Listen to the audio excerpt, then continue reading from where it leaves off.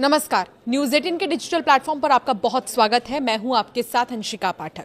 सोने और चांदी की कीमतों में आज एक बार फिर से गिरावट देखने को मिली है। जी हां, India Boolean and jewellers association के मुताबिक 1 किलो चांदी की कीमत 13,000 रुपए घटकर 2,37,000 रुपए पर आ गई है। इससे पहले मंगलवार को इसकी कीमत 2,50,000 रुपए थी और अब जो है 10 ग्राम 24 कैरेट सोना 4,000 रुपए गिरकर 1,52,000 रुपए पर आ चुका है। इससे पहले 18 मार्च को सोना 1,56,000 रुपए प्रति 10 ग्राम था।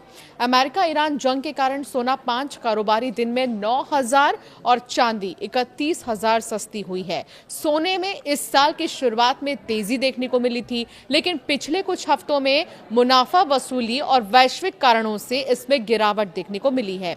शुरुआती स्तर की अगर बात करें 31 दिसंबर 2025 की, तो 1,33,000 सोना था।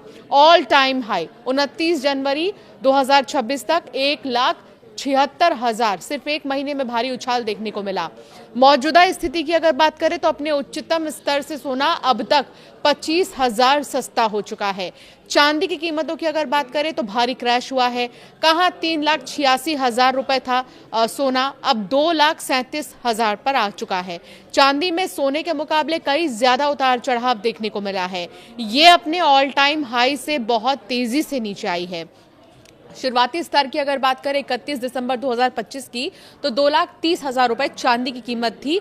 ऑल टाइम हाई कब रहा? 29 जनवरी 2026 के दरमियान ये बहुत हाई रहा है, यानी 3,86,000 तक चला गया, जिसे ऐतिहासिक बढ़त भी माना गया। गिरावट का आंकड़ा पिछले 49 दिन में चांदी 1,49,000 माफ कीजिएगा सस्ती हो चुकी है। तो आप अंदाजा लगा सकते हैं कि सोने के कंपैरिजन में चांदी की कीमतें कितनी जल्दी गिरती हुई नजर आई हैं। आमतौर पर जंग के माहौल में सोने और चांदी के दाम बढ़ते हैं, लेकिन इस बार स्थिति थोड़ी सी अलग है। क्रैश की बचत, आपको बता दें कि कैश की बचत, मिडिल ईस्ट जंग के कारण निवेशक जोखिम नहीं लेना चाह रहे हैं।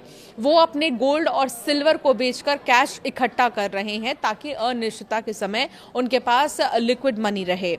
प्रॉफिट बुकिंग भी एक बड़ी वजह है। जनवरी में कीमतें रिकॉर्ड स्तर पर पहुंच गई थी, इसीलिए बड़े निवेशकों ने ऊंचे दामों पर अपनी होल्डिंग बेचना शुरू कर दिया, जिससे बाजार में सप्लाई बढ़ गई और कीमतें गिर गई।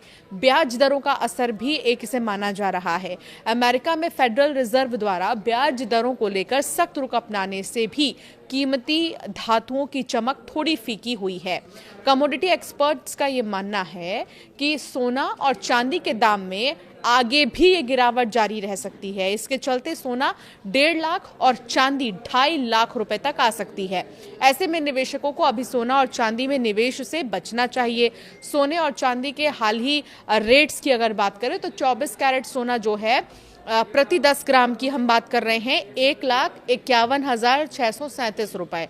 22 कैरेट सोना जो है वो 1,38,000 से ज्यादा है। 18 कैरेट सोना है 1,13,000 और 14 कैरेट सोना है 88,000। चांदी की अगर बात करें 1 किलो चांदी 2,37,000। देश के प्रमुख शहरों में सोने की कीमत की अगर बात करें तो सबसे पहले दिल्ली का ही जान लीजिए। दिल्ली में इस वक्त जो सोने की कीमत है वो 1,54,790 है। मुंबई की अगर बात करें तो 1,54,640 रुपए 24 कैरेट सोने की प्राइजेस हम आपको बता रहे हैं। चेन्नई की अगर बात करें तो 1,56,000 से ज्यादा। कोलकाता की अगर बात करें तो 1,54,000 से ज्यादा और जयपुर में भी 1,54,790 है। इस साल की शुरुआत में सोने और चांदी में तेजी रही थी। 31 दिसंबर 2025 को सोना 1,33,000 प्रति 10 ग्राम पर था।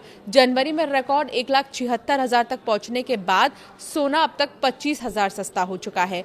चांदी भी 29 जनवरी को 3,86,000 के उच्चतम स्तर से 2,37,000 के पास आ चुकी है। तो इस तरह सोने और चांदी की कीमतों में लगातार बदलाव देखने को मिल रहे हैं।